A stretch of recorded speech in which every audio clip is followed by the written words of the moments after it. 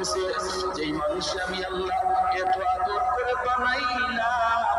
আসমান আল্লাহ বানাইছেন কোন ফায়াকুন বইলা, ফেরেশতা আল্লাহ বানাইছেন কোন ফায়াকুন বইলা, জমিন আল্লাহ বানাইছেন কোন ফায়াকুন বইলা, কিন্তু আমারে আপনারে আল্লাহ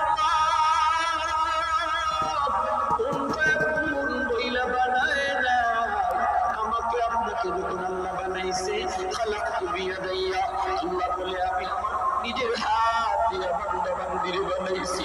কারণ এই চেহারার মধ্যে এত দামি কপাল, ওই কপাল দিয়ে বান্দা আমার প্রকৃতি কবে সেজদা দিবে। এই কপালটার এত দাম, এই কপাল কোন ফায়াকুন বললে হয় না, এই কপাল ফেরেশতাদের হাতে বানাইলেও হয় না, আমি আল্লাহ নিজের হাতে বানাইছি। তোমরা যারা জমিন ধ্বংস করে দিতে চাও, আমি আল্লাহ দেখতেছি কেমন গুনাহ হইতেছে। যেই মানুষ আমি আল্লাহ এত আদর করে বানাই